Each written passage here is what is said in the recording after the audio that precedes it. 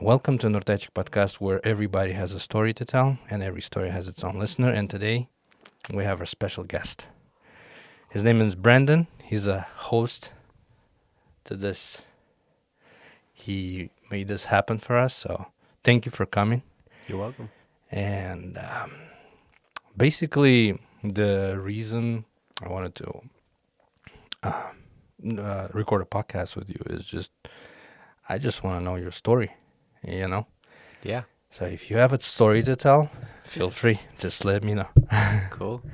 Yeah. So you were born in California, born and raised. Yep. Born and raised in Northern California. We call it the Bay Area, but it's a far East Bay.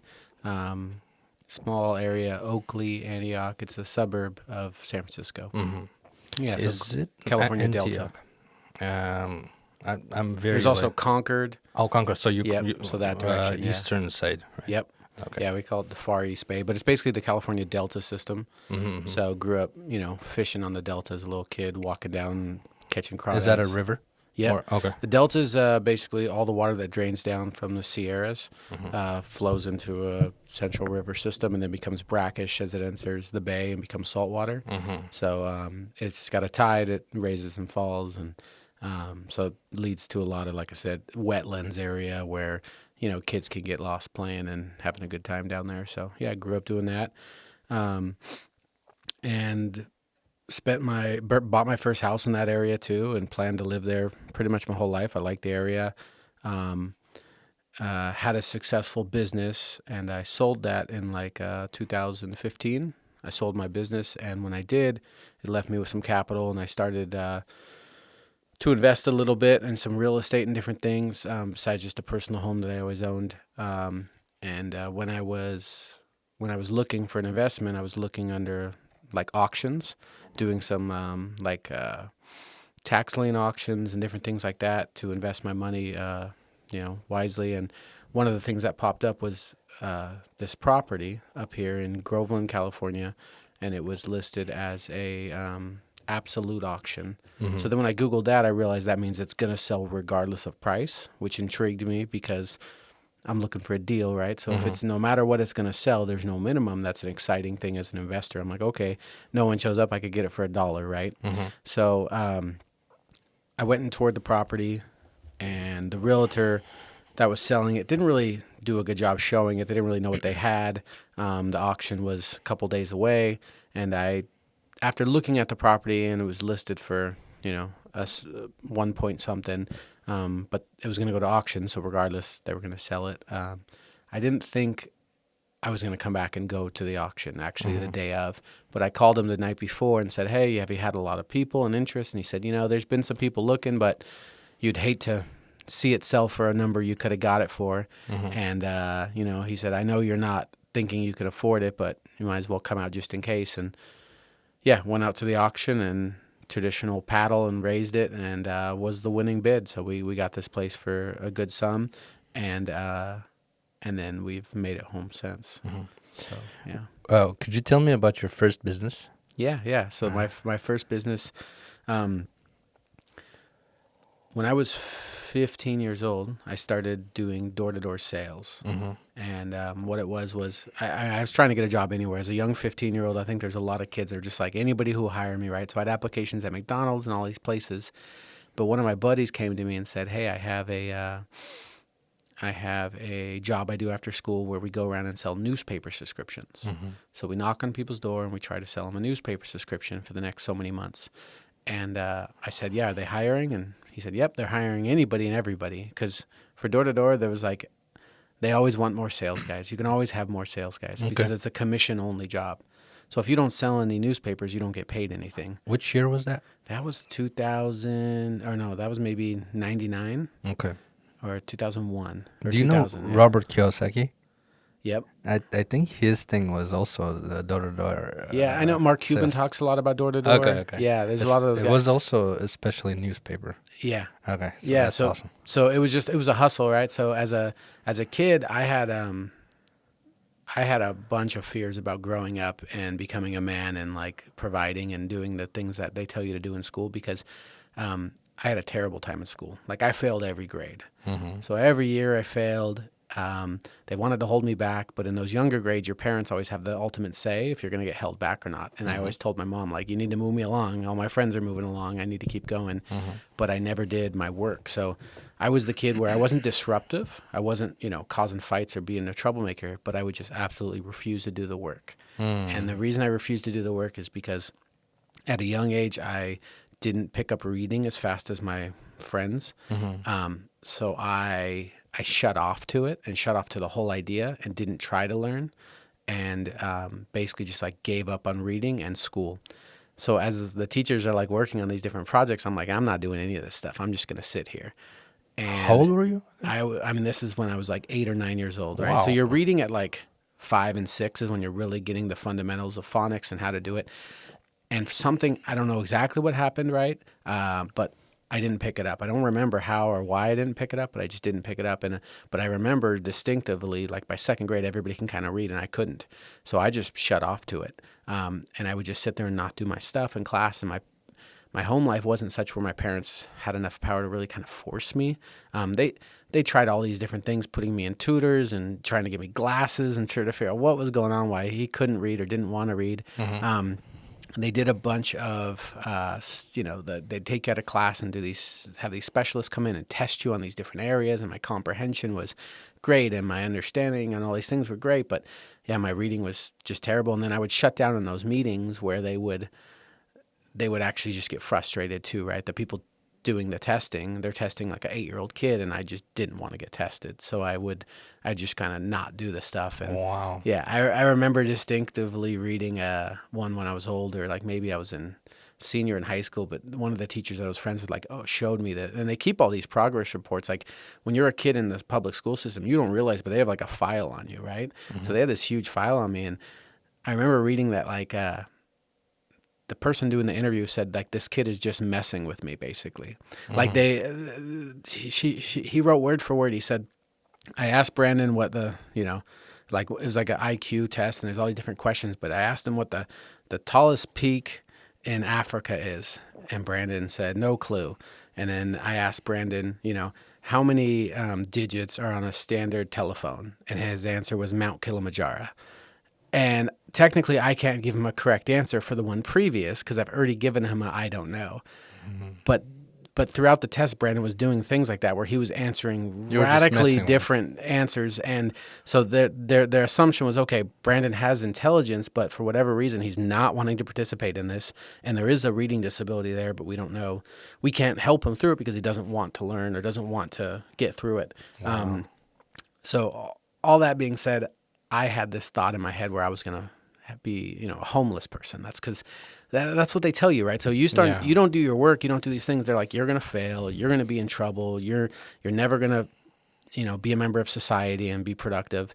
So that's what they instilled in my head. So when I was 14 years old and looking for a job, I was willing to do anything because I had it in my mind. I understood enough about the world where I'm like, look, if I just make money doing anything, and then I just save my money and invest my money, like I can be all right, but I need to start now because I'm behind everybody else on intelligence, and I'm behind everybody else on the skills that you need to work in a normal world. So at 14, I couldn't read or write. So at 14, Wow. I mean, to this day, my spelling comprehension is that of a second grader. Okay. I can read perfectly fine because what's happened is I've learned to memorize all the words, and I understand the sentence that should be like the next word in the sentence. I always can figure out what that is. So somebody else will be reading a sentence and they'll say, based on the current and I'll say, demographics. And they'll be like, oh yeah. But if you just ask me to spell demographics, no chance I'll ever figure out how to spell that word. So I don't have any understanding of how the letters all fit. Grammar and all that grammar and stuff. phonics and all that stuff. So How did you learn investing? well, so once I started this door-to-door sales, I started making a ton of money. Okay. And I knew I wanted to hold on to it because it was important to me to just, to try to get ahead of whatever was coming. So I just save. And my mom recognized that, and she said, hey, we can open a brokerage account on like E-Trade. She wouldn't have any high level of understanding of it, but she knew it was just an investment thing. You'd put your money in there and pick companies. So yeah, started investing in E-Trade in '99, basically. All the like, I got really, really fortunate to find that door-to-door sales because, like, if I would have got a job at McDonald's like I was trying to get, I just can't imagine what direction my life would have taken, right? Instead, I found this door-to-door sales, and what it taught me that was that, like, you can create your own value, right? Like, there's nobody who says what you're worth, in the sales world at least, right? So I've never in my life, now I'm 42 years old, I've never in my life worked for an hourly job. Never, right? I was trying to when I was 14, but didn't get the job. So I ended up going into sales, and I've stayed in sales and business my whole life because I've realized that, again, I can control everything. I can create my own value. So that door-to-door sales job, by like my junior year in high school, doing that job for 3 years, I was averaging $70 an hour. So I'm a 17-year-old kid. In 2001 or whatever, I'm making $70 an hour. I'm working 3 hours after school, and I'm averaging $210 a night. So every single day I'm working. Every day of the week I work after school, and then Saturdays I work all day Saturday. As soon as I got my license, I started working Sunday. The company, the way it worked was there was like a van that drove us all out to area, and they didn't work on Sunday. But as soon as I got my license, I would drive my own self on Sunday, sit in front of a store, and sell subscriptions on with the Sunday newspaper. And all this was because, again, there was like this fear inside of like, hey, I'm lesser than everybody else, so I better build something and create my own, whatever, my safety net. And so I made a ton of money as a kid. So I graduated high school with $20,000 in the bank. And then quickly after that, same thing, just saving, working harder and harder. I bought my first house when I was 20 years old, put down $80,000. So it's like to have $80,000 as a 20-year-old. In the Bay? In the Bay Area, yeah. And, my parents did nothing special. Obviously, they, when it came to even my upbringing, they were pretty loose on me, and this is why I didn't do well in school and, didn't understand and learn a lot of basics. You still have the property in the Bay?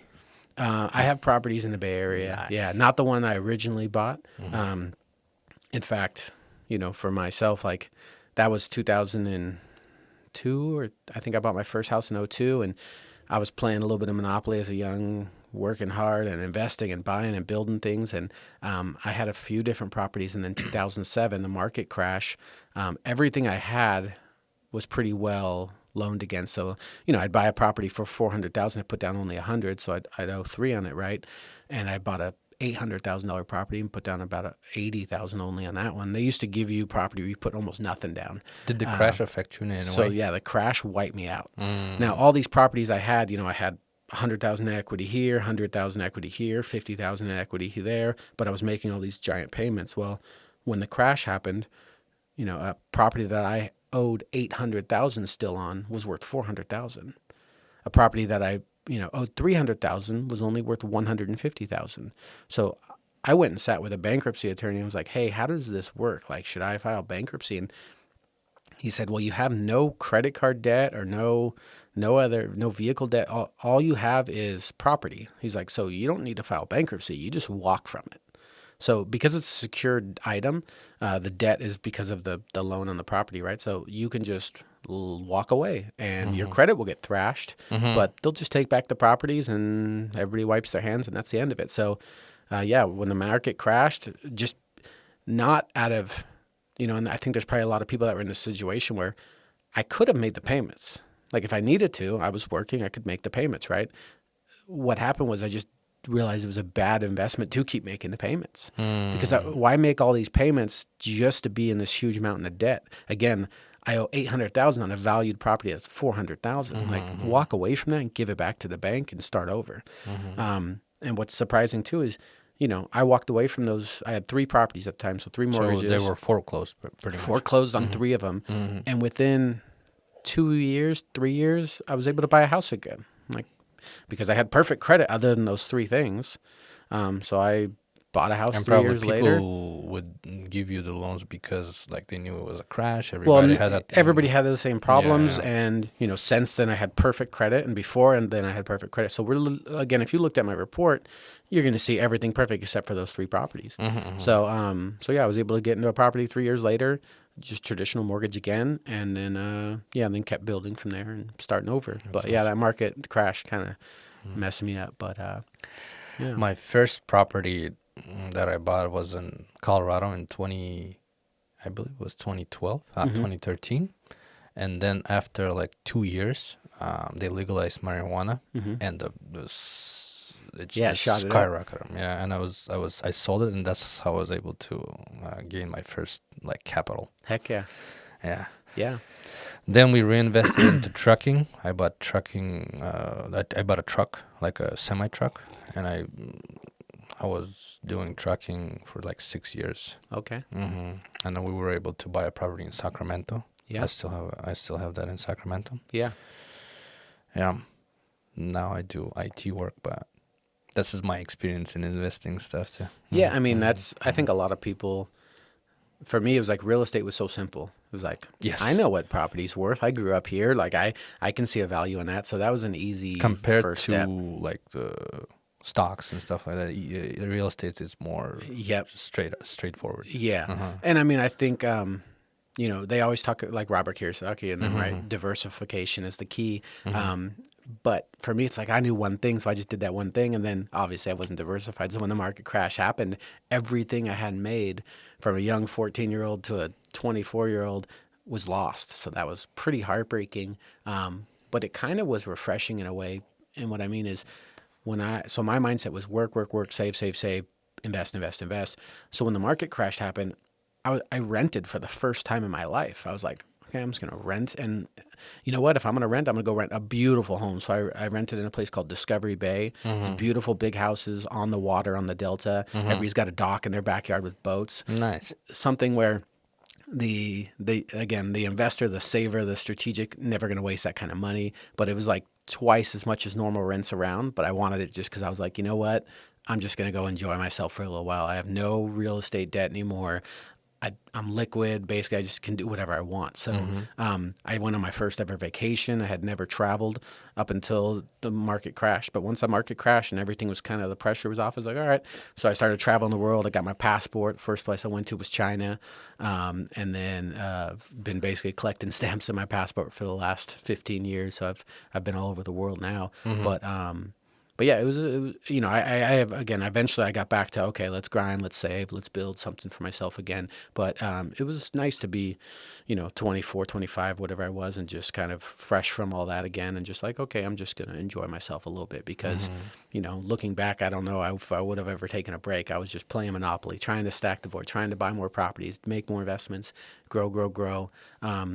So I guess there's a time where I would have probably pulled off the gas, but the market did it for me and just kind of let off and let me coast for a little while and decide what I wanted to do next. But where I ultimately went next was, so door to door was kind of my thing that I was very successful at. And then because I was, a sales guy and door to door, the first job after newspapers that I had was selling landscape.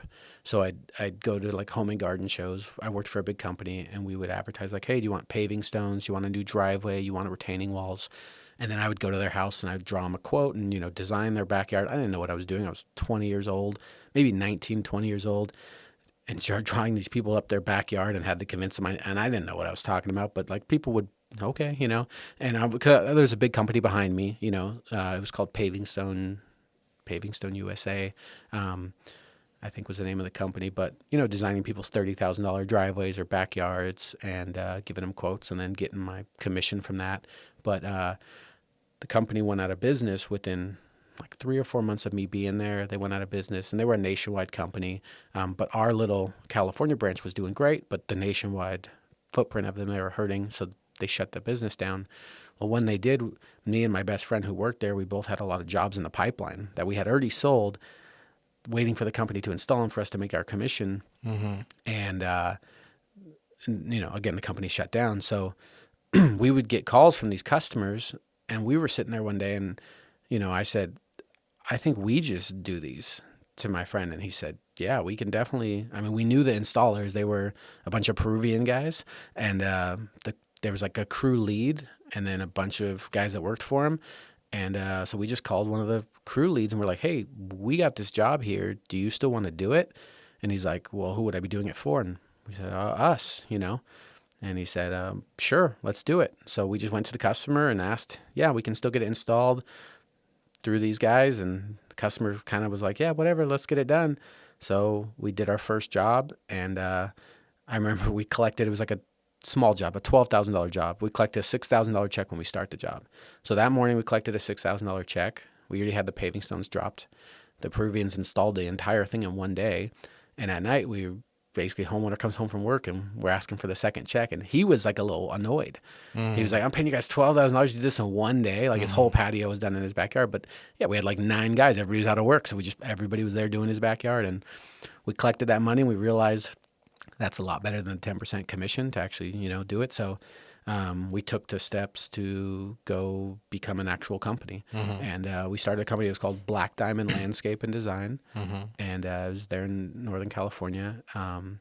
And we ran with that and started doing bigger jobs and bidding on all the kinds of jobs. And we ended up, and we got to the point where we had 5 or 6 crews. We had managers. We had sales guys working for us, a bunch of trucks. And 2007 also kind of crushed that business. So when everybody stopped buying homes, nobody wanted to spend $40,000 on their backyard anymore. We sold that business. It's actually still in business today. It's a huge, they do $10 million a year in the Bay Area. The Black Diamond Landscape is still, because we just sold them the name. So we had to establish a name. We were doing home and garden shows. We were in all the home magazines. So when we were closing it down, there was a guy getting into it and he was like, hey, I'd love to buy your name off you. So, we don't get any credit for his success other than, the name is still alive and well, which is kind of interesting when you see a truck drive by you from a company you started 20 years ago. It's still kind of fun. That's awesome. Yeah. But, that is so cool. Yeah. So that's when you learned the whole landscaping thing, right? Yeah. I mean, it's funny because we were selling paving stones and again, a ton of paving stones, right? We were doing 5 jobs a week all the time. Our crews on $100,000 jobs. I didn't really know how to do any of it. I just found the Peruvian guys that knew how to do it. And I just connected them, right? And that's where I think I learned that business is just about connecting things, right? And, I'm a little jaded because I'm a sales guy, but I believe business is so much sales more than anything else. And what I mean is, if my friend worked at Walmart and said, hey, I can buy all the rocking chairs you can make across the nation. I'm the distributor for all the chairs. You just got to make me chairs. I'll start a chair company tomorrow, knowing nothing about chairs. But if I got a way to sell all those chairs and I got the in at Walmart to push those chairs, yep, I'll go to China tomorrow and we'll figure out how to send shipping containers with chairs in them, right? Like, it's a very simple process, but I'm just saying, like, that's the way my mind thinks is like, if there's a need for something and I can sell it, I can figure out how to make it.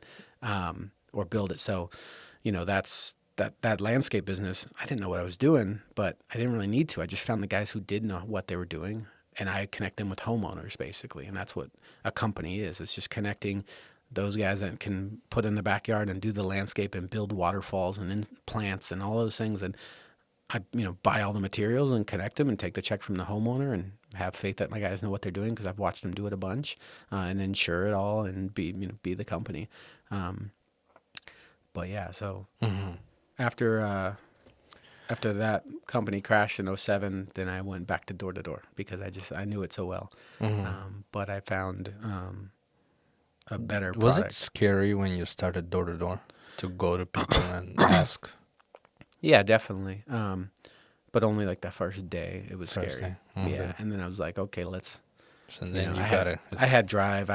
That's all it really took. Like the good door-to-door kids were just like kids that had motivation. I just had more motivation than all the other kids. And I had more discipline. I used to always think it was crazy how these kids would be as good as me. They'd sell the same amount of me. But like we'd be driving home, that first year, and I would have made like $40, right? Which is great. 4 hours as a high school kid, I made $40. 3 hours, I made $40. Great. But we'd stop at like McDonald's and these kids would buy like 20-piece nuggets and fries and drinks. And I'm like, I'm not spending $1 here. My mom's got free food at home. Like, nope, this is not happening. So like I just had a higher discipline than them to be, really successful and really good with investing my money. And my money meant so much to me. But then what happened was, because my money was so important to me, it led me to be better at sales than all of them. Because for them, if they had a great week or a terrible week, it really didn't change anything. They got nicer shoes or some more food, or got to go out with their friends and spend a little more when they went to the movies. Since I wasn't doing any of those things, my money was literally just going right into my bank. It was like more motivating. I had $10,000 saved after a little while, and like that was an exciting thing, but I just wanted more now. I just wanted, so I just outworked all those guys, and that's what, propelled me. I still to this day, I'm not like this amazing sales guy, but I just outworked them. So, yeah. So when I went back to sales, I found a new door-to-door business, which was home security systems. So alarm systems for people's houses. So what happens is, like, when someone buys a new home, it's very common they're going to get like a home alarm system. So ADT is the big alarm company that provides security for all those What homes. if the system is already pre-installed? You still need to sell the service, right? Yeah. So yeah, our pitch would be basically to those people. We'd say, hey, you had an alarm here at the house. We want to get it turned on for you. You just pay the monthly $60 a month, and we'll go ahead and get it turned on for you. But the thing about it was, we would sign them up for like a 3-year or a 5-year contract at $60 a month. So we would argue, or we would, explain it to the customers like, hey, this is a free alarm. You just pay your $60 a month. But if you stop and do the math, let's say we sign them up for a 5-year agreement. That's a pretty standard in the home security business. That's 60 months, right? Times $60, it's $3,600. So I just knocked on these people's door, told them I'm going to get their alarm turned on. It's not going to cost them a penny, just $60 a month. They casually agree to it, thinking, again, it's $60 a month and I get all this stuff put in. But really, they just signed a contract for $3,600. So as a sales guy, you get paid. And you get paid for that. You get paid a big commission, yeah. 'Cause Nice. you just sold a $3,000 package to the customer. So I started selling those and realized this was great. I was making, $500 a day, pretty much every day. $1,500 a day was a good day. I was, 24, 25. The company I was working for at the time was kind of fast and loose and had a bunch of problems. And I was running a team of guys. So the way those businesses work is it's all commission. So it's all very easily scalable if you just have people. So they allow you to say, hey, look, you're a sales guy for us, but if you want to train and manage other sales guys, you'll make a piece of whatever they sell. So it's like you can be your own business owner, right? You're an independent contractor. So quickly I had a team of 10 guys that were my guys that worked for me. And I mean, they worked for themselves, but through me negotiating and getting them their deals, and I would take a piece of all their deals. So then on top of being the number one sales guy at the company, I'm also managing this whole big region of guys. And quickly the company starts not delivering on promises and just doing what normal companies do, undervaluing their guys. So what I did at the time was I was like 27, and there was this like 19-year-old kid who had worked for me when I was doing newspapers. And I was just super intelligent kid. Like, this kid would have went off to work in Google or something if I didn't snag him up. But at 19, he was just getting ready to go to college. And I said, hey, do you want to run an alarm company for me? I'm thinking I'm going to branch off and just build my own company. And he was, young kid, and I was an older mentor to him. So he's like, yeah, whatever you say, if it's a good deal. And I said, dude, I'll give you half the company. Let's build a company. I already have a team of guys selling. I just need you to do all the back stuff that I don't know how to do. I mean, I don't know how to install an alarm system, but I know how to sell it, which is, again, the thing that I think is, what's going to drive the business. So yeah, this kid joined me, and we formed a company. And within, our third year in business, we did $10 million, all door to door. I had about 80 guys going door to door all across California, knocking on doors, selling basically subscriptions for alarm services. Wow. And I had, 20 technicians and a bunch of cars, and it's all pretty simple if you have sales coming in. Door to door is still alive, huh? It still goes today, yeah. So solar's a big thing in door to door still. That's a big thing that's being sold door to door. Alarms still get sold door to door. ADT sells most of their business still door to door. Wow. Yeah. So, yeah, but I sold that business in 16. And then again, I was just sitting on some capital and trying to figure out what to do. And that's when, again, I stumbled across this property in, the foothills of the Sierras, and amazing deal on it, and a bunch of land. And I was never a farmer or rancher or again, I'm a sales guy who, but we bought this. I bought this place, and I was kind of thinking I was going to What's the flip it. main reason for you buying this property?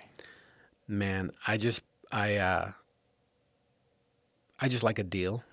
Okay. So I didn't. It was an investment, so it was a good deal, right? I mean, I've opened. I up to you. I think. I mean, But what made you to move and start living the life? Well, so once I bought it, so we called all our friends and family, said, "Hey, we just bought a ranch," and everyone's like, "What are you talking about?" So this is 365 acres in the foothills, and there again, nobody knows me as it's not my life. And I said, "Well, we're just gonna, maybe flip it, subdivide it. There's so many options. We're just gonna see what we're gonna do here."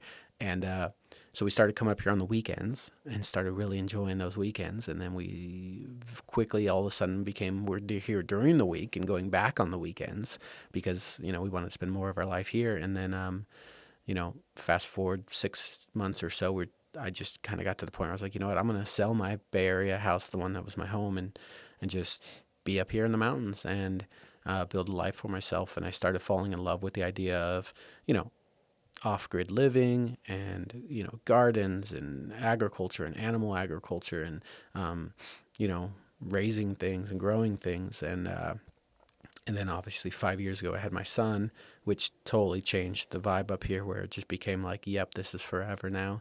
This is where I'm going to pass this on to him. I'm going to, commit to making this land better and more beautiful and more productive in so many ways. Wow. So yeah, so that's why it's kind of like I said, it's the first thing I've ever owned where I'm like, I'm going to be here forever, which is a beautiful thing. I don't know if you're there with your home now, but when you get to where your home is going to be your forever home, it changes everything. And I owned 7 different homes since I was 20 to 40, and never, not one of them was forever. And then this ranch is now forever. So it changes how I'm living it and what I'm doing with it and everything I think about and how I, scale it and build it. And it's like playing Sims. It's just so big, the land. It's a beautiful property. Yeah. There's just so much to do. Like I could spend an insane amount of time just on like gravel and roads and bulldozing, better access to different areas. And, I think I would not enjoy having 300 acres in like the Central Valley of California where it's all just flat. You could see one corner to the other. I mean, it's a big 300 acres is a lot of land, but up here it's 300 acres and it's in this topographical, robust area where, it's mountains and valleys, and there's corners and cuts, and it's a forest, and so the land is so much more mysterious that way that I really enjoy it. Like when you drive around in your car here, I actually side by side, hiked up. We Yeah. actually did a little hike up there yeah, by the bulldozer yeah, thing, and then we went up. yep, That like you made yeah, a up little those trails, Yeah, yeah. I saw some pipes there. Do you know what those pipes are? There's a lot of old weed farms. Yeah, so they just left from there. yeah. So over the last 30 years, I think is mainly when it was going on. But yeah, there used to be a lot of cannabis farms up here. And you were the part of it too, right? You used to do that a little bit. We on the property here, we just grew. We grew a small amount. We grew what we were like allowed to grow. But those pipes that are back there are from people taking water out of the river and growing like illegally on not their land. Oh, I see. Yeah, so there's pretty much in all these washes, if you hike up far enough, you're going to find like the black poly tubing. And that's from, in the summer, they need to siphon their water out of those creeks and then run them to different areas. So the neighbor told me that maybe 5 years before I bought this place, there was a huge bust back there where they were just helicoptering out, big nets and nets full. They were doing it on federal land, right? Or, Yeah, the BLM land is right behind me, so I think it was partially on this land too. The landlord didn't, or the landowner at the time had nothing to do with it, obviously. So they didn't get in trouble or anything. But yeah, there's a lot of those grows back there. And then there's remnants from them that still exist today. So like I said, there's black pipe. That's just plastic poly pipe that will be there for as long as I can live here. And we clean up, pieces of it when we're up there, but it's just a lot of work. And the land has, with a creek running or a river running through it every year it kind of refreshes with some of that poly. So yeah, we're just kind of used to it. Pretty beautiful hike, by the way, for the guests. Yeah. Did they appreciate it? Yeah. We've put some signs up to kind of give people an idea where some trails are on the property. Can you loop with it? I haven't done it. I haven't finished it yet. So I've been bulldozing that road kind of around. But there's a couple washes that it's going to take a lot of pushing back and forth to really to cross those areas. So the plan is a perimeter road to go around the whole property. Just haven't got done with it yet. And like I said, my attention will get called somewhere else. And it's interesting because those bulldozers and just stuff like that, it's expensive too, man. A day of running that bulldozer is $400, $500 thing for work the up diesel. there? Oh yeah, Okay, yeah, that runs. Yeah, that area where it's parked right now, I just cleared that. That wasn't really accessible. That's all been cleared in the last Why month. did you clear that out? So a lot of this land is just like wild, like shamish and different types of bush that doesn't allow anything to grow underneath it really because it's just hogging the sunlight there. So if you can scrub off all those bushes and the small trees off that property, then grass will grow. And if you have livestock on that land, they're going to keep bushes and different things because when they're small little sprouts, they're going to eat them. So that's how all this land is pasture and basically wide and open, is because there's been continuous animals grazing here. Those areas up there have never had animals on them. So I'm bulldozing them, clearing them, just taking off the bushes and the small trees. And then I leave all the big oaks. As you saw, there's like a bunch of big trees around there. So I go around all the big trees, take off all the small stuff, and then my animals will start to graze there. So I've been slowly, growing my herd of animals. Right now we're probably up to, 120 goats. And they're the main thing we got going on. And then we have about 15 head of cattle and Llamas. And llamas, yeah, we got about 12 or 15 Those llamas. are cool. Yeah, they're just kind of here. They're tourist attractions. But all those things, like, there's no money whatsoever in any of that stuff. I mean, there is if you do it in like the big industrialized scaled system, but as a small time farmer like me, even 100 goats, and 15 head of cattle, like, it's a decent amount of animals and work. But as a society, we just don't really value animal agriculture. That we like the way we probably should. So yeah, there's just those. You mean like there's no way to basically sell them at scale? Well, so at that scale, I mean. Yeah, because so we're so used to going into a store and just what do we want to pay for a steak, right? But if we were growing at small scale, the price for that food would be so much more. Absolutely. So. It's hard because as a society, again, we know what's at Walmart, we know what's at these places, So like, I'm the same way. Like the reason I don't raise meat chickens is because Costco. I can go into Costco and buy for $5 a fully rotisserie done bird, or I can grow my own and know everything that was put into it. It's a ton of work to slaughter, all that slaughtering and harvesting and cleaning. And it's probably still going to cost me $9 a bird. So it's like I'm going to pay twice as much to do it all myself, or I'm going to go to Costco and grab a rotisserie bird. So, again, I'm part of the problem, right? I'm just like, there is a lot of people that are willing to do all that because they want to know exactly where their food came from. Yeah. That's what I'm talking about. I'm not there when it comes to that. Now, no, what I'm saying is like, can you find that market? Yeah, of people? You probably could, but it's sales, right? You got to go out and find them. So it's like, I feel like, at least for my level, anything I put my energy into is going to have a return. So if I wanted to sell, like, say, my cattle and goats, I could go and push my cattle and goats as organic and grass-fed and, free range, right? Free range and all these different things. And then, it's just work. I just have to basically sell those animals. For me, the return on investment, it's just not worth my time. Okay. So I'm okay with growing animals because I love to do it, and basically breaking even or losing money. And that's most of America's small farms and ranches. A good year for a rancher is a break-even year. And it just kind of is what it is. I mean, it's like teachers, right? Everybody's like, oh my gosh, teachers make no money. Well, they do it because they want to teach and they love to teach. That's what American farmers are too. Like most of them just want to live that lifestyle. Yeah. So they're willing to Just break even. get by. I mean, our neighbors, they sell sheep milk and goat milk, and it's absurd. If they wanted to make a minimum wage, they have to sell their sheep milk for $20 a liter. And then you get people that are like offended by that when they ask how much is your sheep milk. $20 a liter. They're like, what?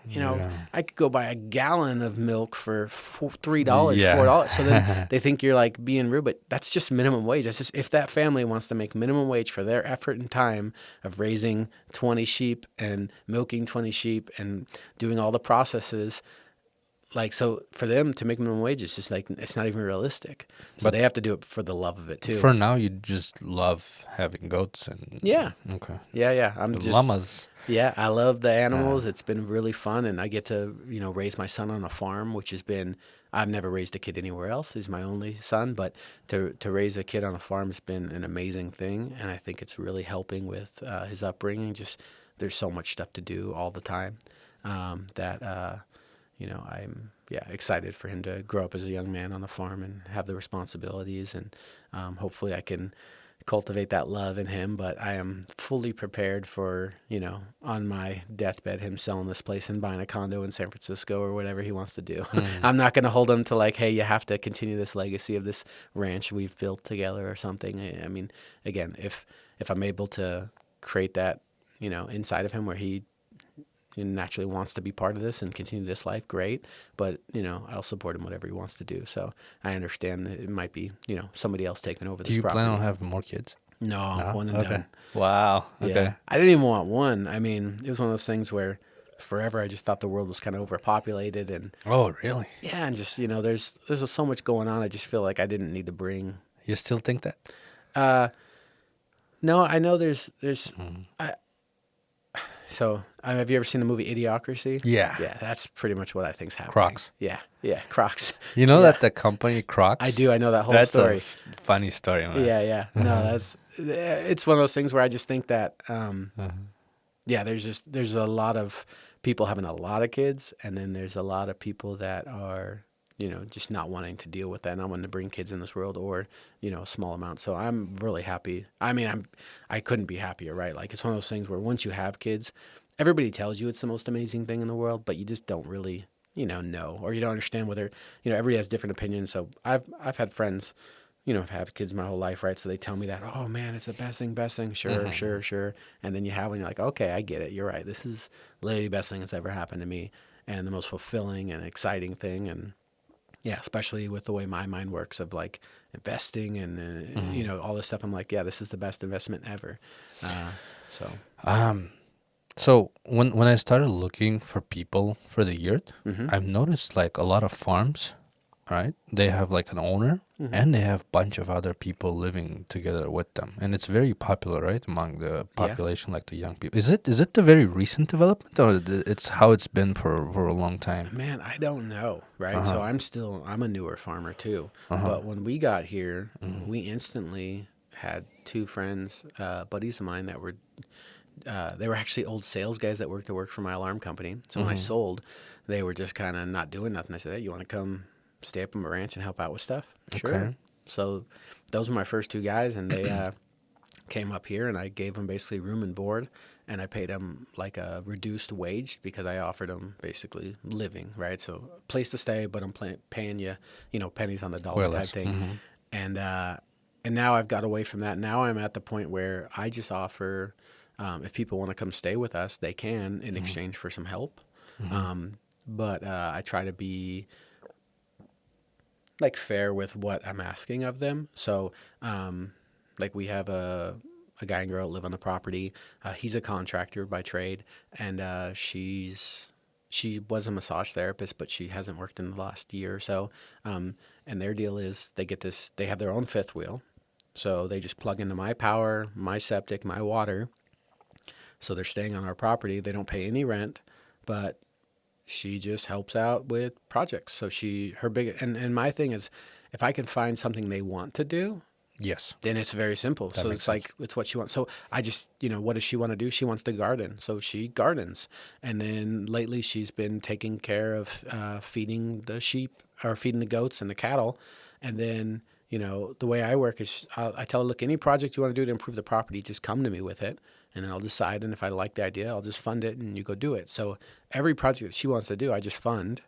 And she goes out and she gets to, again, a garden can be very expensive. Just all the little things you're buying and the amendments, and you're adding this and drip lines and different watering, and you're putting in little orchards and fencing. But for me, I'm just like, yeah, if she's willing to do the work, I'll pay. The labor is Yeah, the big deal, right? Yeah, because it just improves the property and improves all of our life. We have so many vegetables now because she's literally treating it like a job. Like she works every day on the garden, and we have an abundance. So, yeah, Do you still buy meat or? yeah, we don't we buy chicken and we buy some pork, but we don't buy any beef. We're pretty good on beef, so we've been slaughtering a cow a year, Nice. and then basically just kind of growing our herd, and eventually we'll be selling pretty much all of them except for the one or two we're keeping for ourselves. But one cow a year has been great. This year was our first year we spent some money fattening up the cow. So normally we just take a big cow and harvest it, right? But this year we grain fed it for 2 months. Oh, okay. And got it. The Really meat fat. was dramatically different, and Marbling. everybody's been loving it. Yeah, and when I kill a cow, the first thing I'm doing is making a bunch of deliveries to all the friends on the road and people I know, and I probably gave away a third of the cow right away. But I really like to do that. I just think it's a fun thing to be able to share that meat with people. That's awesome. But yeah. So, most of the people that live here is just your friends, right? Yeah, yeah. But like for instance, with Matt's, he finds some website or something they go to, right? People that are looking for a place to live, but they're willing to do some work, right? Yeah, there's a ton of that That's out there. very interesting. Yeah, yeah. So there's there's a lot of nomadic people, right, that are just willing to go kind of stay at places. And I don't think there's a lot of people that aren't even aware it exists. But Yeah. there's I think the website Matt uses, it's called like WWOOFing, and it's, I don't know what it stands for, like World Organic Life Farming or something, but it's basically people that are willing to come work on farms in exchange for like room and board. Yeah. So he feeds them. They do community dinners, and they have like a shopping list where you can put stuff there that you would want. It's just that like a counterbalance for this big corporations, like for farmers that don't make sense to actually make things happen. Yeah. But people are willing to give their time. Yeah, I mean, it's interesting because, right, as a society, it's all about trading time for these dollars, right? But what are you using those dollars for? Well, to have a place to live and to have food and get by. So And nature, right? yeah, so we're just kind of making a different way to get that done. So it's like, hey, you can come, you can give us your time and energy to help us on our farm. In exchange, you have a warm, nice, safe place to live, you have food on the table, and you have free time. So for a lot of people, when you break it down, I mean, there's people that work these normal jobs in the city, but paying all their bills, they have nothing. They have no time for themselves, no money at the end of the month. People that come wolf, they have a ton of time for themselves. They only need to give us, it's like 4 hours a day, 3 hours a day, helping out with chores, and then they got the whole day to do whatever they want. Yep. And all their food's taken care of, their housing's taken care of, the utilities are taken care of, right? So they don't have any of those bills. So there's people that also will start like wolfing, helping out on a property, and then they'll say, hey, with this extra time, I'm thinking about going to get a job so I can actually have, start to build whatever for myself. And yeah, that's fine too. So they'll stay at a place, they'll help out with chores in exchange for that space, but then they'll spend the second half of the day going to get a normal job so they can build a little future for themselves. Not a bad idea at all for people. Just an alternative way of thinking about it. But yeah. So when I was searching for this years at a HipCamp, there was this guy at Folsom. He had a farm, right? Yeah. And his plan was to create like I don't know what would you call it, but to gather people that used to have like drug abuse or something like that, and kind of like a rehab. Yeah, like rehab type of deal, but like make them do work so they can reconnect with the nature and stuff like that. That's a cool thing to do also. No, I would be, I mean, it's a very interesting thing. I think So if I didn't have my son, I'd probably be doing something like that. I think that's a real inspirational stuff. I actually had a crazy idea of trying to find a way to get into the prison system, because like I feel really, I just feel sad for these guys that, you know, did some heinous crime when they were 19 years old and been in jail for the last 20 years of their life. 45, getting out of prison, know nothing else, but they paid their debt. I would love to have a place where like those guys could come, land, have a place to stay, have food on the table, To have a purpose, work. right? Yeah, start to have some things going on in their life. It's like a slow way of getting back into life, because everything's kind of covered for them, right? They don't have to just get a job, start paying bills, all those things. It's like, nope, you don't have to worry about bills and all those things. You just have to give us some time every day, helping out with chores and this and that. But then you can figure out what you want to do and start to understand society again and start to learn this new technology. And I mean, those guys have just been in there so long. They're so stuck in that system. It's also why the revolving door of the prison systems exists. But I think if I didn't have my kid and I was doing something like that's the way I'd go. Not as much the drug addiction I'd go with convicts. Do you know a lot of farmers that do that, like get people like with No, abuse? No? Okay. I've seen them online, like, or I've read stories about people doing stuff like that, connecting back with nature. I mean, look, I've had friends that have came here with some pretty bad addictions that have broke their addictions just being here, but it's not our purpose. It's just something that kind of happens. I had a friend who was just an alcoholic his whole life, and he was here with us for about a year, and it finally got to where I told him, look, you can't be here if you're going to be drinking, because it's two different people, and it's not working out. And he decided he wanted to be here more than he wanted to drink, so he went sober, and he had a couple relapses where we actually literally just said, hey, you got to leave the property for a month and go do something, because, you know, our deals you know, to each other is you're not going to drink here. It's going to be a sober place. And but now I think he's 2 years sober.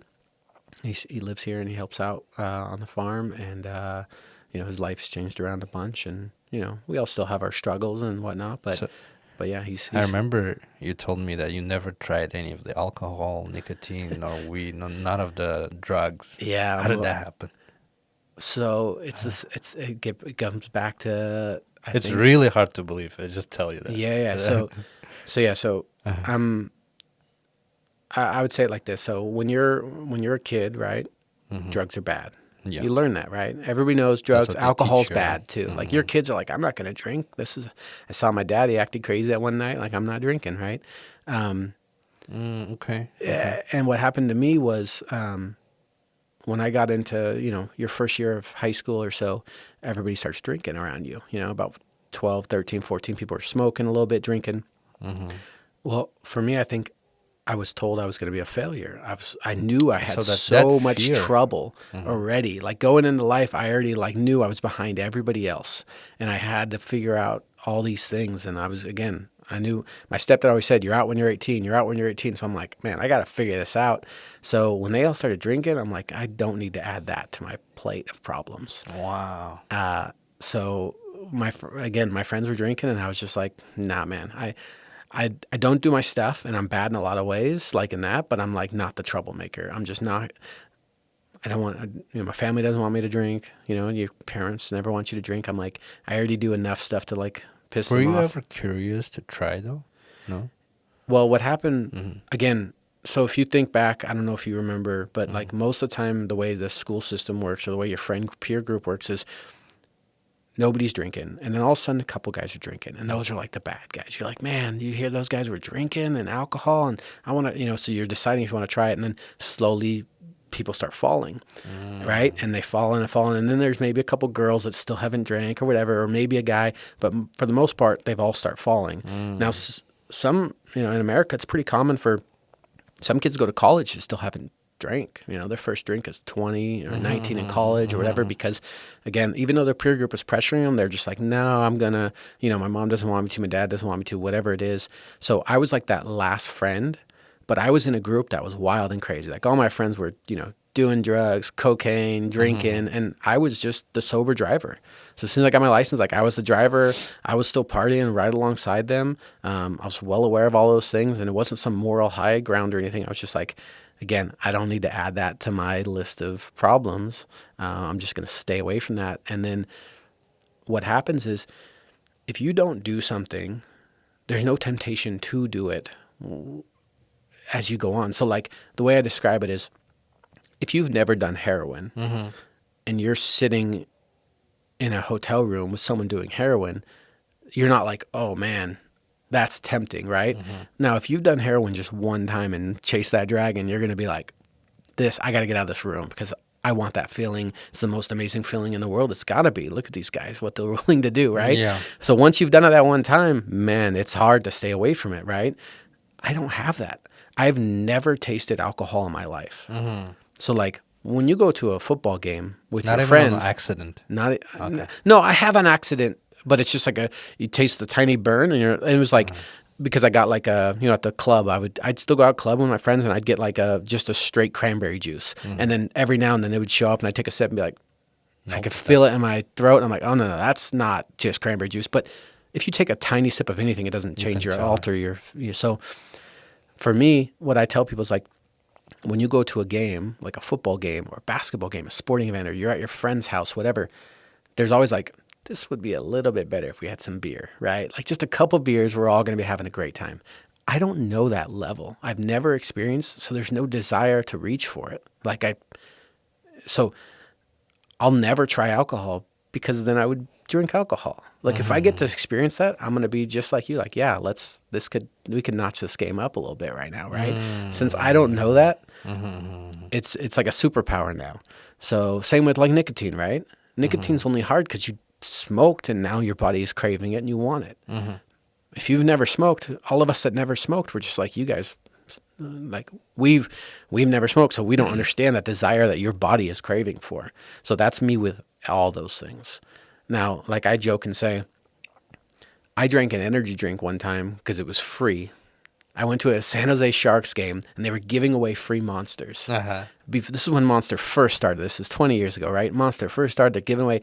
Now, if you've ever been to a sporting event in the Bay Area, you know that a drink at a sporting event's $9, right? Well, remember me, I'm smart, I'm saving my money, I'm cheap, not spending money on things. So I'm like, oh, a free drink? Sure, I'll take a free drink. And I knew it was an energy drink, but we didn't really know what those were. And I normally wouldn't have even partake, but I was like, it's free. And I'm at a sporting event. It's basically a soda.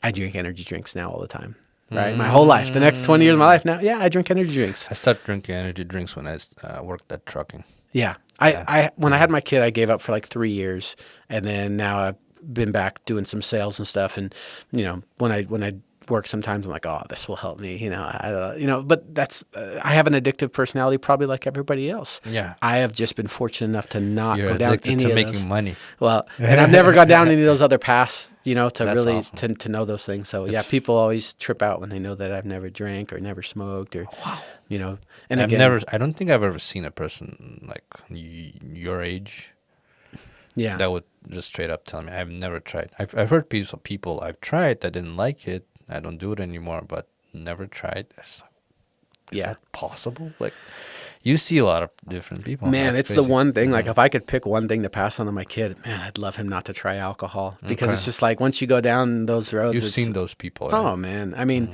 and it's alcohol's. Trust me, like my ex, she drinks a glass of wine every other night. No big deal. I don't mind, alcohol, especially people that know how to control it and whatever. But again, it's a slippery slope, and it can lead to so many things, and nothing good really ever comes from that, right?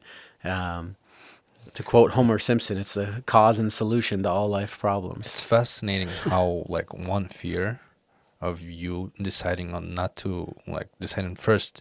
Yeah. That tells about you something about you that you decided at 8 years old that you're not gonna do what they want you to do. It's a very interesting approach, and also that means you grew up in a family that kind of respected your opinion, right? Of I'm not gonna do this. Right? Yeah, I mean, it was more so, I think, just like they were lost, right? It's really hard to know how to handle a kid like that, I think. It was I had my mom and then I had a stepdad. and then I had 4 siblings. So she just had a lot. Everybody had a lot going on. My stepdad was not in our lives in that kind of sense, like no academic support, no nothing. He was just like the guy in the house, right? But my mom, she would try, but I was just too stubborn about it, especially because I was an intelligent kid. So once I fell behind in reading, it was just like I was like, I just You're like on a principle, you decided not yeah, to and do I it. was just like, I didn't want to like let people know I was, having so much trouble with it. So I'm just not going to do it. Nope, not going to do And it. then you understand the consequences Mm-hmm. that if you continue in that path, you might end up losing, and you decided to not lose. Right. And that helped you in so many ways, including not using like any of the drugs, alcohol, Mm-hmm. plus the making money aspect of it. Yeah. Well, This is and pretty fascinating. yeah, and like there's so many of these things where you wonder like what was the turn, what was the changing point, this and that. The other thing is, so when I was doing that newspaper sales job, the guy who ran the newspaper sales job, I was, so I was 15, 14 years old and he was like 24. So he was driving the van with all the high school kids to go out and sell the newspaper subscriptions. It was his second job. He worked at Frito-Lay delivering chips all morning, and then he picked up all the kids from high school and ran a business selling newspaper subscriptions. You become a mentor when you're in that position. Later in life, I was doing that too, because you just got high school kids asking you questions and hanging out, and you're all like friends, even though you're 24 and they're 15, but there's like that bond because you're just with each other all day. I was really fortunate because that guy was a really highly intelligent guy, and he became my best friend. And his father had talked to him a ton about investing and had taught him so many good things about investing, and he was sharing all those things with me.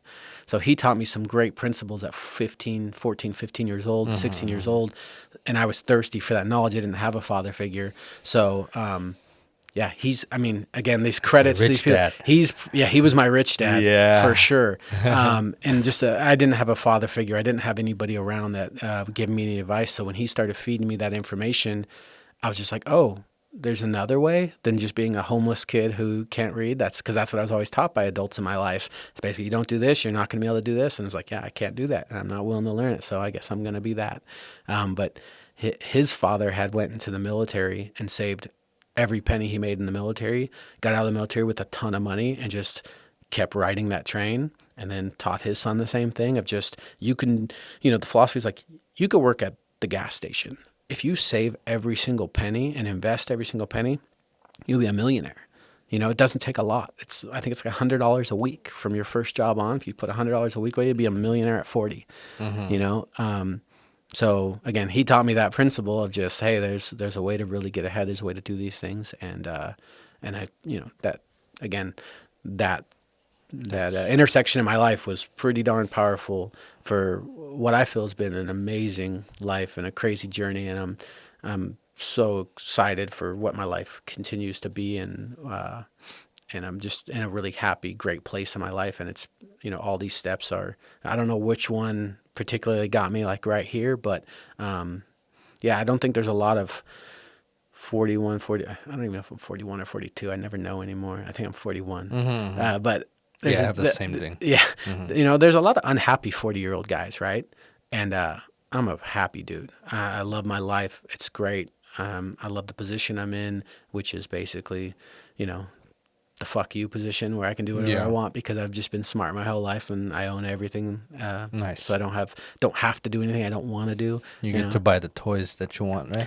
No, that's where I kind of I still have a lot of discipline in like purchasing stuff like that. Like, so like all the purchases that you do is basically accounted for. yeah, I mean, like I guess now it's different, right? So now my dumb purchases are like a telehandler and a that's what I mini was saying, like excavator. a toy. And I get those are toys, but they're toys improving my property. Whereas like when I was 28, I was driving a Ferrari 360. Oh, okay. So that was, but my justification was I had a company. I had 80 sales guys that worked for me. They were driving, Lamborghinis and Teslas and these exotic cars back then. So yeah, I wanted to, basically we created this image, right? It was like this idea of like sales guys, boiler room, like create this like high culture of like, hey, you can grind, you can make money, you can do this.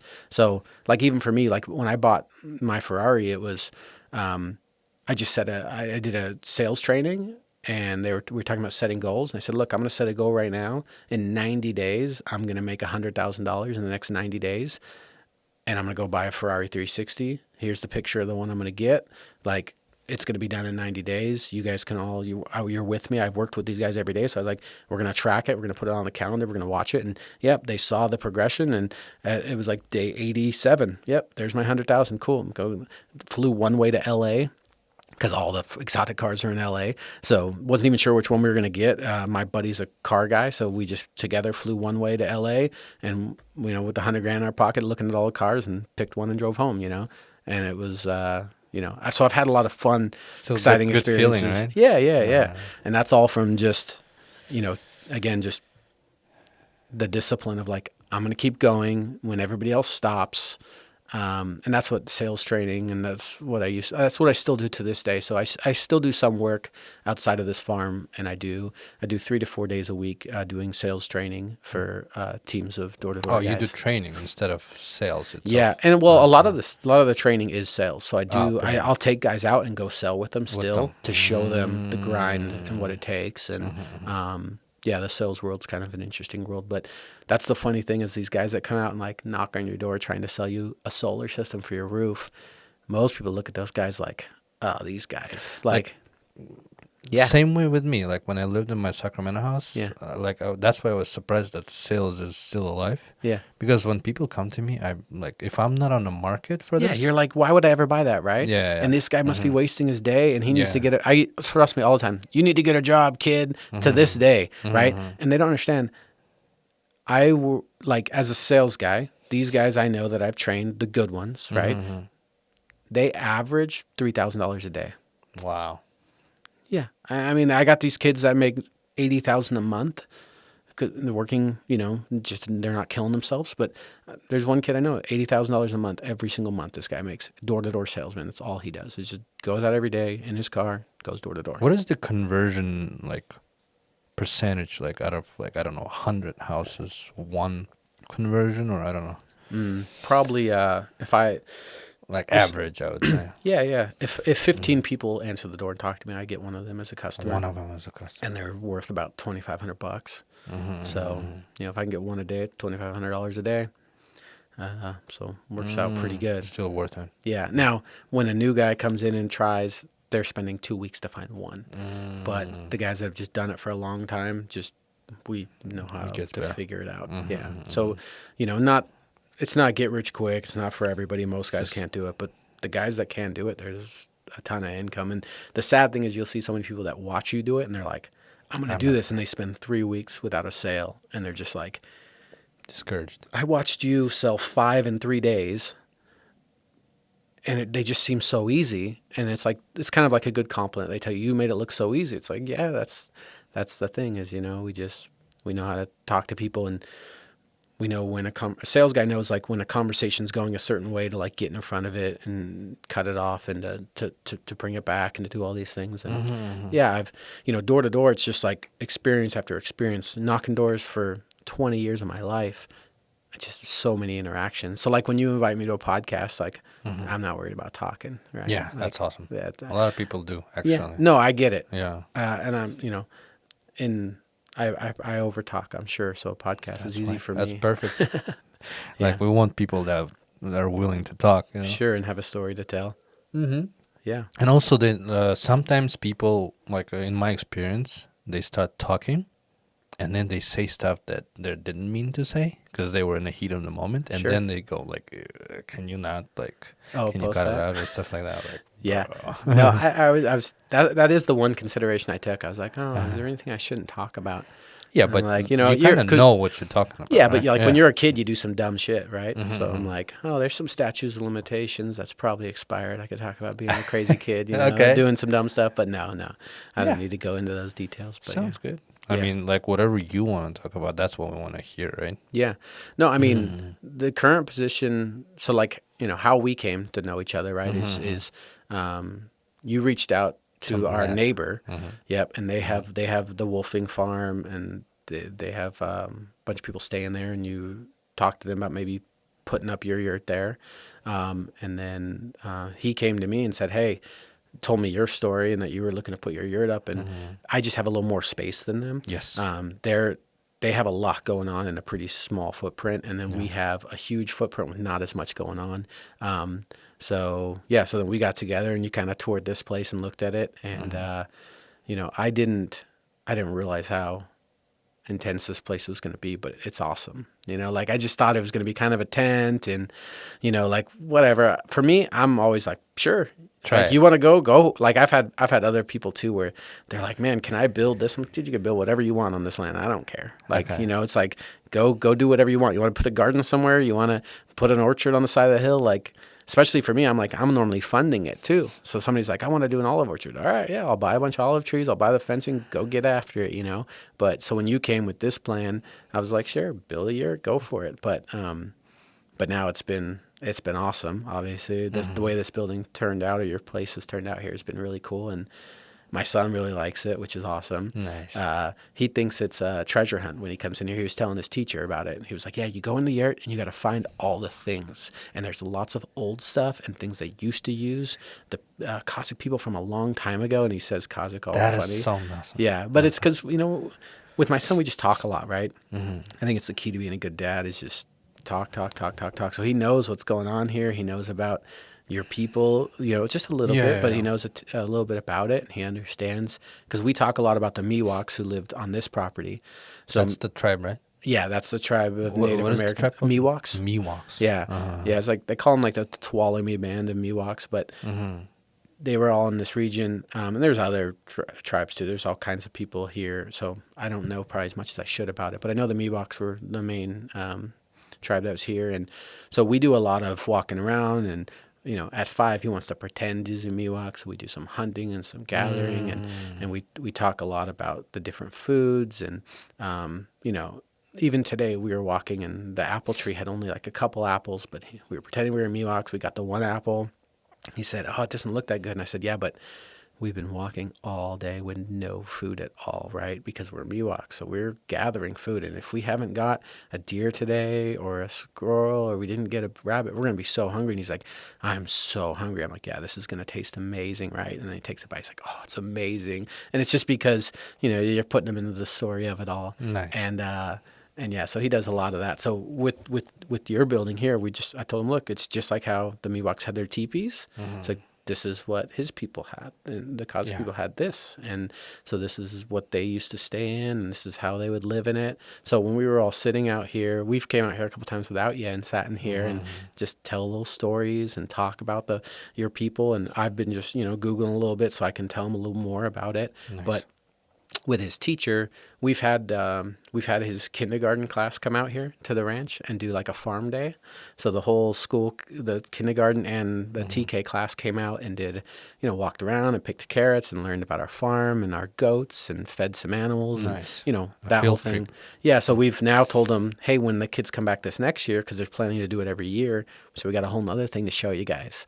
And so it'd be really exciting to bring a bunch of little kids in here and then the teachers can talk a little bit about it. And I've actually reached out to the principal. It's a very small school, so it's easy to go talk to people. So I told the principal, I don't know in what grade you start learning about indigenous people around the world. It's like, but whatever grade that is, if it's 6th grade or whatever, if the 6th grade class wants to come to a field trip and learn about, the native Kazakh people, where they lived and how they lived, like for sure, come on out. So, we'll see if they bite on that. But my son's classes always come because they like, the connection and the farm and all that stuff. But yeah. So the story of how I came up with this whole yurt idea was, I was like my son, like he grew up here, he was born here, and I would show him like Kazakhstan, like the civilized place. I would show him all those like Astana, like the buildings and stuff like that. This is Kazakhstan, and it wasn't surprising for him. Like you would see it here, like everywhere, like San Francisco, Yeah, it looks right? traditional. Yeah, everything.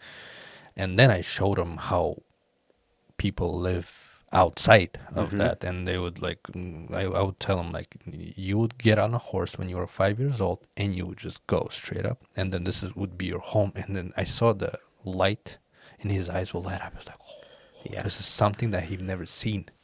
And I guess the first reason was because of my son, and the second reason, he's an American and he'd never seen it. So I would think maybe other people also would be interested. Heck yeah. And I never seen any yurts here that are on the market, like that are traditional Kazakh yurts.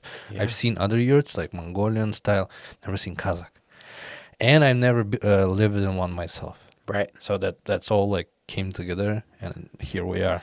Yeah. And we're super excited about it, because I think like everything we do here, it's like people, like when I plant a bunch of peach trees, people are like, oh, are you going to try to sell them? I'm like, that seems like a nightmare. Like making money off any of this stuff seems really tough. But if you're doing it because you love doing it, and as a byproduct, you can like pay for little fixes and take care of some stuff, that's the key, right? So that's like with this place, it's like people come out and stay at it.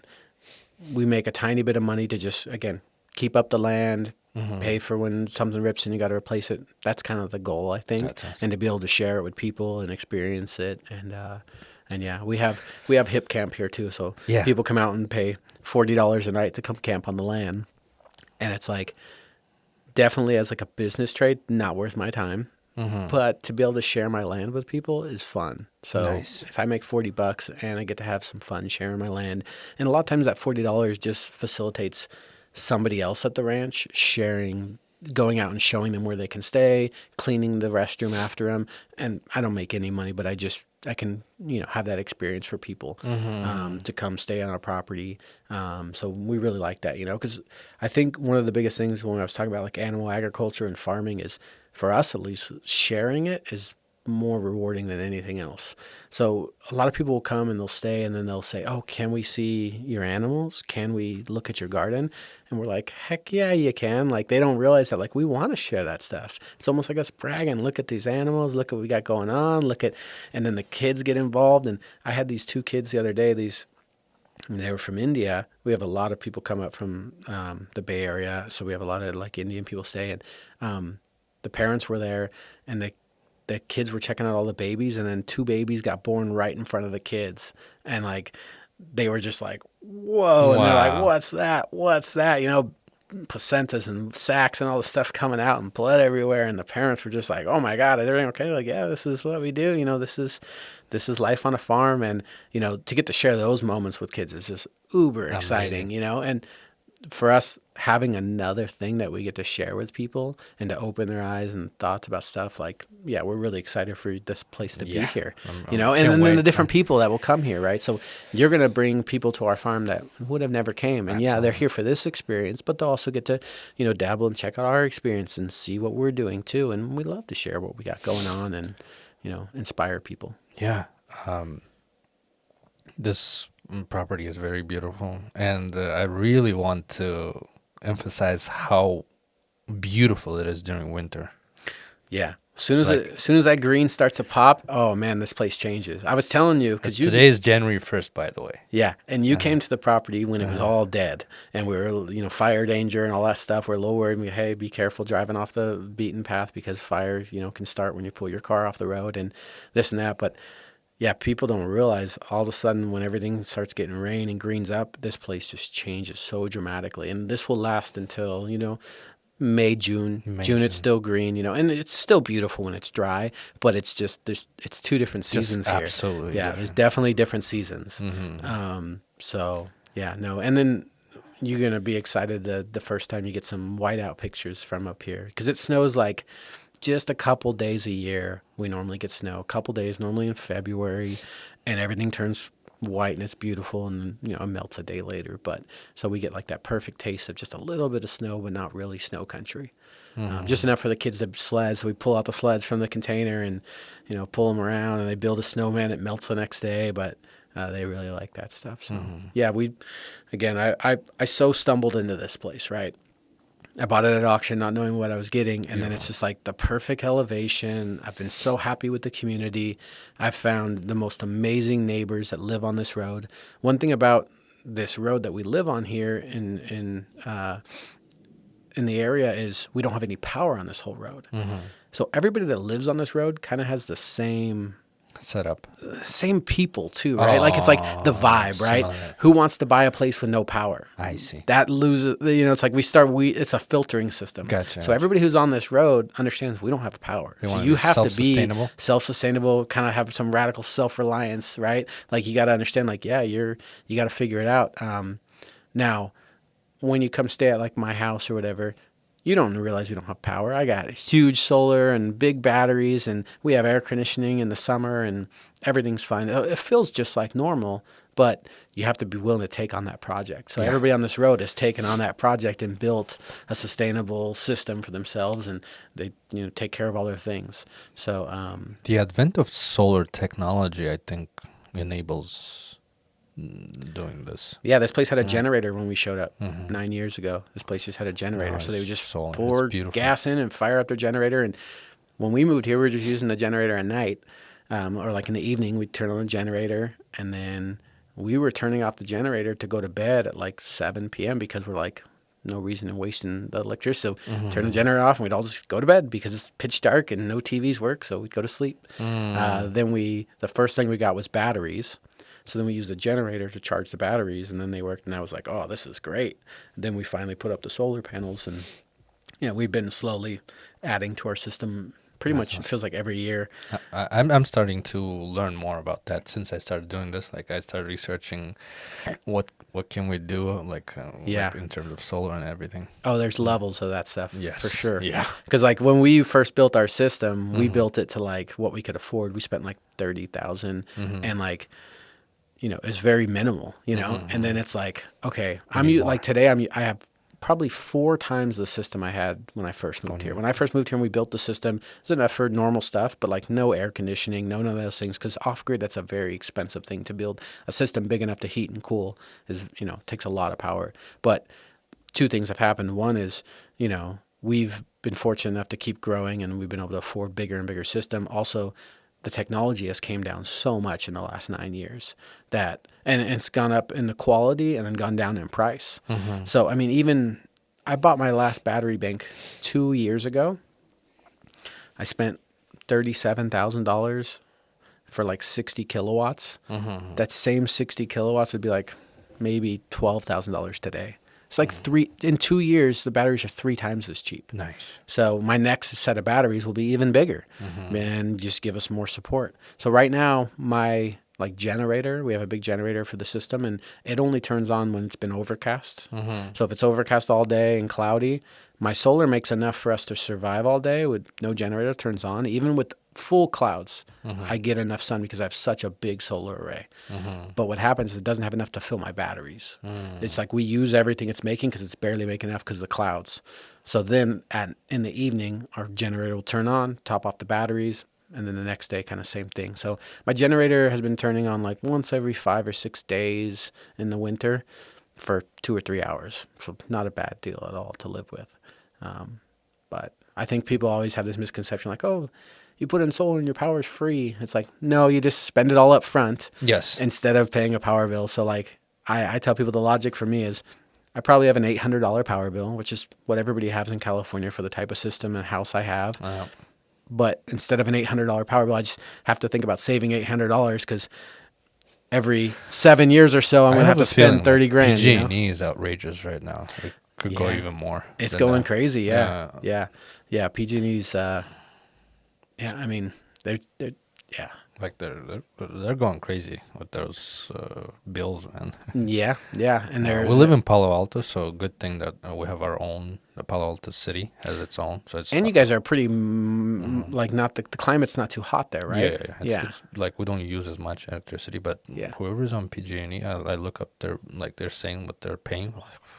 Yeah, it's crazy. Yeah, and I mean that's how the solar industry's done so well for like solar sales for so long because. It's just when you're competing against PG&E, solar looks amazing. Yeah, the only thing we have going against us is we're off grid. So you're not selling it back to right. So like normally, the way solar works for the rest of America is you make your solar power and you send it onto the grid, and your neighbors use it. So like during the day, your grid is your power array, your solar panel is gonna make way more than you're using in that moment. But you just send it onto the grid, and then your neighbors use it, and then at night you can take back whatever you gave them, right? So it's like a trade, and that's the whole principle of solar, and it works great. The problem we have when we're off grid, we can't send that power anywhere. So at 11 a.m., all in the spring and summer, my batteries are full, and I can't use that power more than, I mean, you just don't need it. It's so much power being produced. So now I have 5 hours of good sun that I'm just not using. So that's But like, you ended up doing other things, right? yeah. So I've been in the process of building other things to basically try to utilize that power, right? Because it's like That's a good we idea. got a bunch of power. Now you have it, right? Yeah, let's utilize it. So we've been building a big water system to send. We have a lot of elevation change in this property. There's several, probably 500 feet from top to bottom, or 400 something feet. So we have a spring at the bottom. So we've been sending that water up high and then storing it high and then using it to gravity feed through like irrigated pastures. And, I kind of have this dream of building a small hydroelectric plant, like just like a 2-inch PVC pipe with a hydroelectric plant. So, at night I can spring that water back down the hill and create power at night, which is what my problem is now, right? I have so much power during the day, but nothing at night. So if I can send the water uphill and then at night pull it back down through a little hydro plant and just feed my system, then I'm fully, I never need that generator to turn on. Do you also irrigate along the way? Yeah, you can. So then we'd pull it down, and then we'd go even further and irrigate farther down with it. So, with the animals right now, we don't have, like, we could probably keep growing our herd a little bit, but right now we have an amount of animals where they don't really overgraze too much. I'm just bringing in food to basically feed them through like the dry time of year. But if I could prolong my green season or my grass, just get it to grow an extra 3 or 4 months, that would save me probably, $5,000-$6,000 in That's food. awesome. Yeah. So if I can, the plan is to start trying to sprinkler irrigate like in the end of April or May, and just try to create a little bit, 2-3 more months of wet season to keep that grass green and happy and growing. Then my animals can eat it longer. And yeah, that's a big thing, is to be able to save on food, because that's where, again, the ranchers, the farmers, those inputs are so expensive. Question. Yeah. Were you good at math? No. Like, I mean, the whole school system, I was so bad. I never really excelled in any of that stuff because I just shut down so much. I mean, I understand the numbers pretty well, right? And I'm good at like the simple math, but I know nothing about like Calculus and all that calculus. stuff. Nope, Yeah, never even got there. So like multiplying fractions is where my brain stops. I just noticed like how you calculate a lot of the things It's all you talk simple about. math problems. Yeah. Yeah. Okay. But no, and I mean, I've learned a ton. Like, again, leaning on neighbors and stuff is something that Just learning from just people. learning and asking and being willing to, to collect that knowledge and to humble yourself. I went from maybe this kid who was afraid to show I didn't know something to being an adult that quickly is like, I don't know nothing about nothing. No idea. I'm the opposite of those guys that think they know everything. Nope. I'm instantly like, nope, I don't know anything. Help me, show me, teach me. When I walk into Lowe's, I'm pretty sure I know where this device is, but I'm still walking by that guy with their apron on, like, hey, where's this at?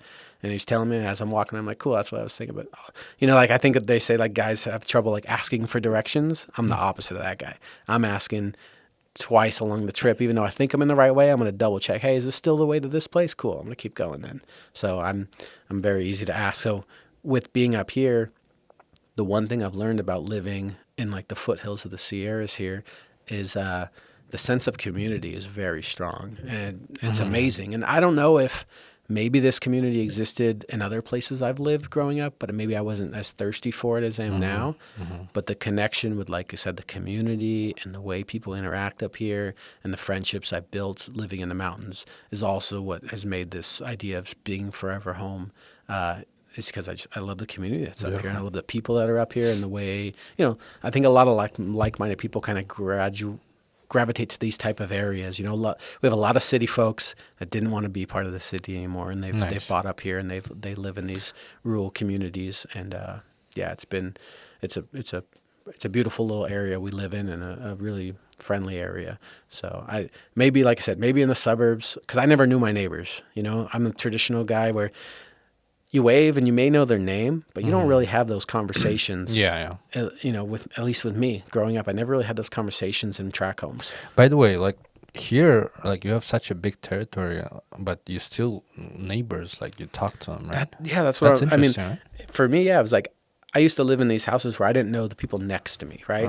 And now in this area I live, I know everybody within 4 miles each So direction. do they just randomly just stop by to say hi, or? Yeah, well, Oh, when I okay. first moved here, I was the one stopping by. So I was pulling in the driveways like, hey, I just bought down the road. What's up, you know? And you quickly realize everybody's pretty darn friendly. And then we have one of our neighbors, the people you met, Matt. They are, Matt and Eve, they do a lot of, like, they host a lot of little get-togethers Yeah. and stuff. So there's a lot of people always going through there. So, like, right now, there's some new neighbors that bought a little house on this road.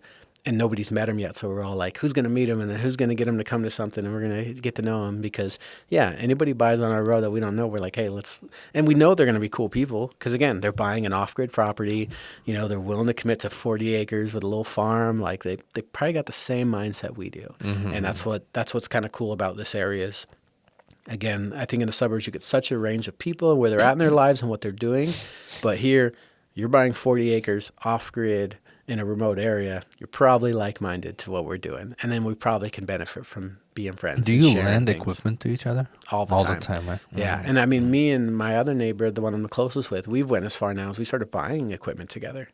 Because when a piece of equipment for a farm, at least the type of farming we do, you just don't need it that often, right? So like a mini excavator. It's not something I need all the time, but I need it enough to where renting it is it doesn't really make sense to rent it. There's just enough projects that it could get used enough, right? And those things are pretty expensive to rent. So you go and you buy it with your neighbor, and now it's like, oh, that's perfect. That's about how much I need it. Like half the year it's accessible. Yeah. Nice. And then same with equipment, there's so many like attachments. So like an auger to dig a hole for a tree or to put a post in the ground, a good auger with bits, it's like $7,000. So to buy it on your own, you're like a little stuck. But then when it's like, hey, you want to buy an auger? We each pay $35. It's like, okay, now we're talking reasonable, you know? So we just bought a trencher, and it was, my neighbor brought it up to me, said, hey, I got this big trench I got to do. I was considering renting it. But man, together we're right there. Like, do you want to just buy a trencher? It's like, yep, let's buy a trencher, you know? So then we buy a $6,000 trencher, but you know, that will last a long time. And you got to have the right neighbor, obviously. Yeah. So we have a really good relationship, and I trust his opinion on pretty much everything. Nice. So yeah, it's worked out really good with those neighbors. And the other neighbors on the road, I'm just the guy who will just give my equipment anyway. So it's like if they need something, they can come get it, and they know that. So it's funny because a lot of that big stuff, most people are like afraid to borrow because they don't want to break something. So it works out where I don't. But like people don't borrow it too often, but I'm a pretty open book where it's like, yeah, if you need something, come get it, you know, or you need me to help run it for you for the day. Like, I'm pretty generous with my time like that. I feel like, especially again, just the sense of community, the things I would love to give my time and be generous like that. So yeah, I remember like you helping us with this yurt. Yeah. Like, you know, from flattening the land, making the posts, that helped a lot. Yeah. Well, when we kind of made our plan, I didn't want to give you any, you know, false or too much, you know, expectations. So I was like, hey, this is all you got to do it. But then once you started doing it, I'm like, yeah, I can help with equipment. It'll make it way quicker. I just, you know, I like to kind of undersell and over deliver. Yeah. Right? So I didn't want to tell you I could do all that stuff for you. But once you, like, you know, a lot of people that came, like my friends, I was like, wow, this guy is so cool. I'm like, yeah, this is the coolest guy I've ever seen. Well, and it's because I want to, again, I want to be part of this too. I love the fact that this is here and I get to share it with people. Yeah. Like my kid's definitely going to have friends come over and do little sleepovers out here too. Like this is an amazing thing for us to have. So we're so excited for you to bring this to us. And I really would like you to, you know, experience it when you have time, if you have any questions, because there are a lot of little nuances that if you learn how to do, you can enhance your experience, you know? So I'm looking forward to, you know, like for feedback or like questions like, hey, what do you do with this? How do you open the roof piece? Right. Yeah. That's the whole new thing, right? How do you make the ties? Like there are some like a lot of things that are just tied there.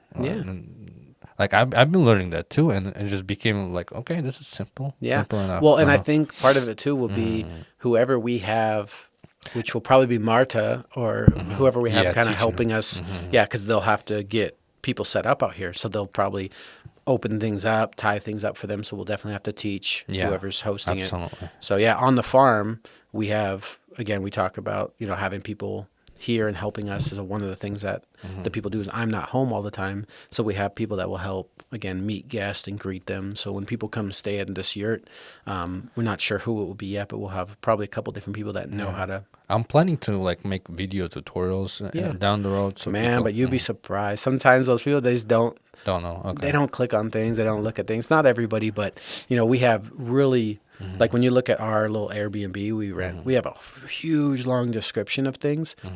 Not a lot of people But read still, people ask questions. They pull up to the wrong place. They ask a house. Like I had someone the other day. The reason our gate doesn't work is because on it says like close all gates behind you.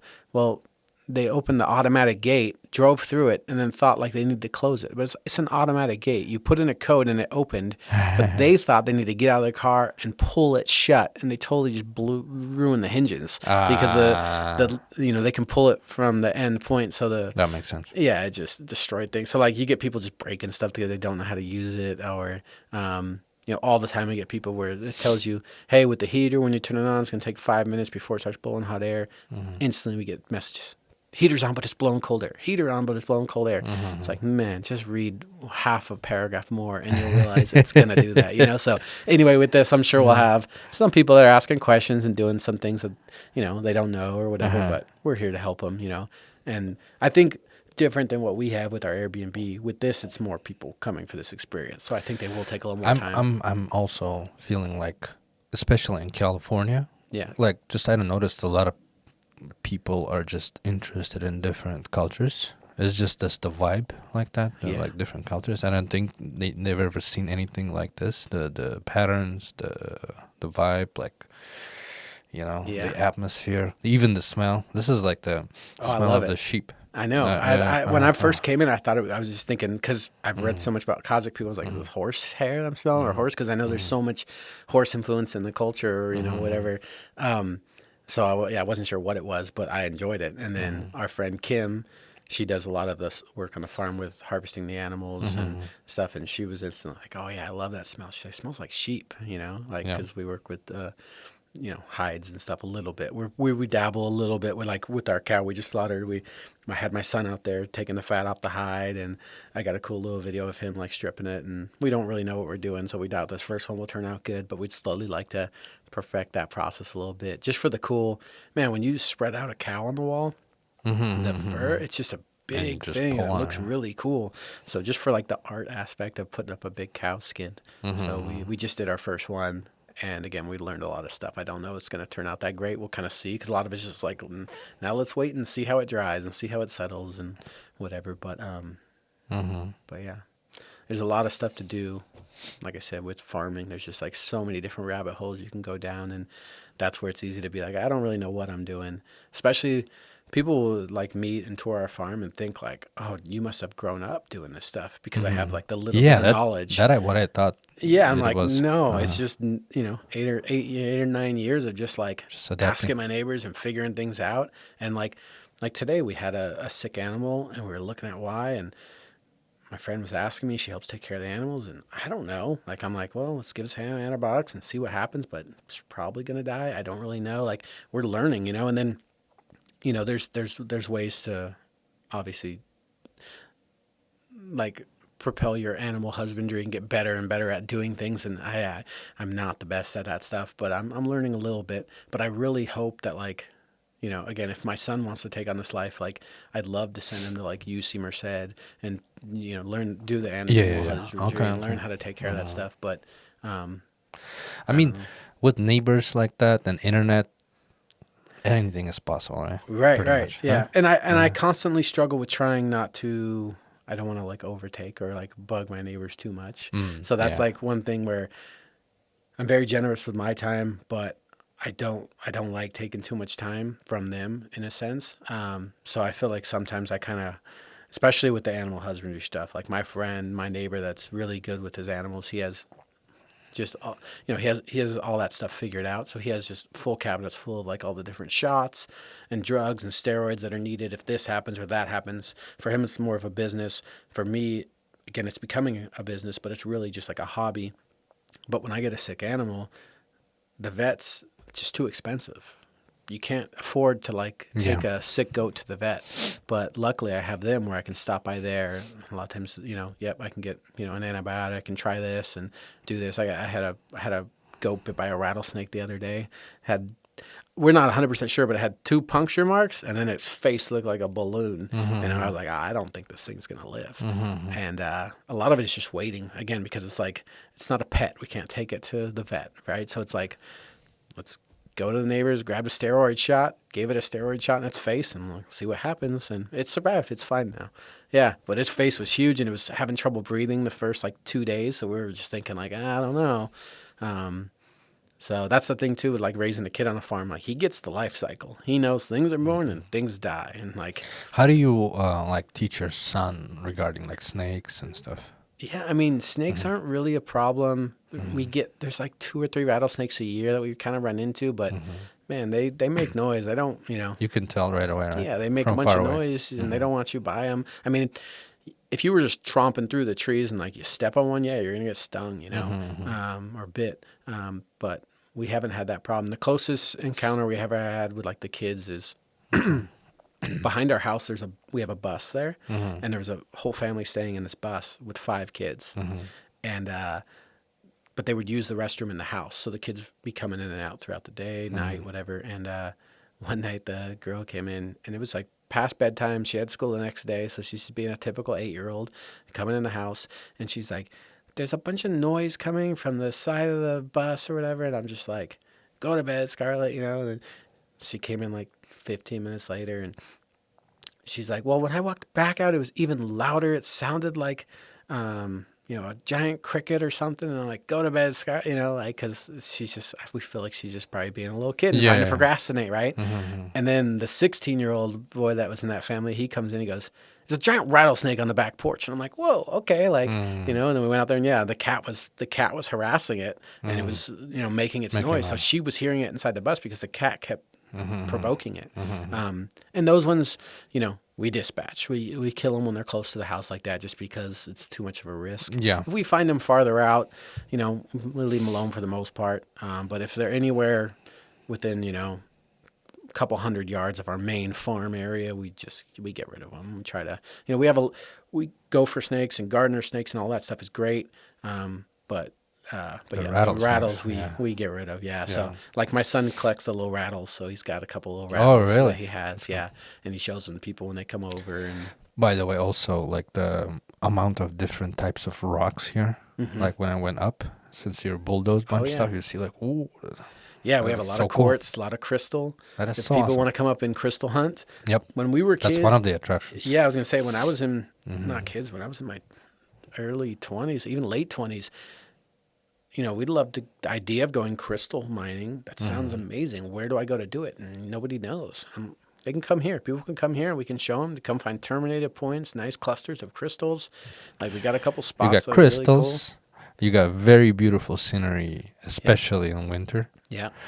And then you got hiking, and then also night sky. Yeah. This summer we have a swimming hole. Oh, yes. Yeah. So for 4 months of the year, that's the most amazing place on the whole property. I can't wait So for from that. from May to I guess August. But from May to Couple August, months. that's the spot. Yeah, so 3-4 months there. It's cooking up here, right? It gets pretty warm, but you drop down into that canyon where the river is. It gets nice and cool, and then there's a huge swimming hole. It's the size of a swimming pool. It's about 8 feet deep. There's rocks to jump off of to land in it. And we're down there every day in the summer. Nice. Yeah, and when we have hip campers, that's where they're going. They come here and then they go swim all day. So, and then the creek has gold in it. You can hike up and keep your eyes out and look for gold. And, find gold. Yeah. Yeah. This property, the more modern history of this property is a gold rush property. That's when, the everybody else basically came here is for the gold rush. And there's big tailings piles. You can tell when the gold miners were here. But my son's, he's interested a little bit in the gold miners and stuff, but the Miwoks are a lot more interesting to him, and that's really the really older history of this area. And so I have a philosophy of with this land is, it's a saying I really love that's you don't inherit this land from your parents, you're merely borrowing it from your children. And that's the kind of philosophy I have here is I'm just trying to my time here make it better for him or whoever, because there's going to be someone beyond me that takes care of this place, and I'm hoping it's going to be him. But like I said, it might not be. He might not be in for this, and then there'll be someone else that's caretaking this place.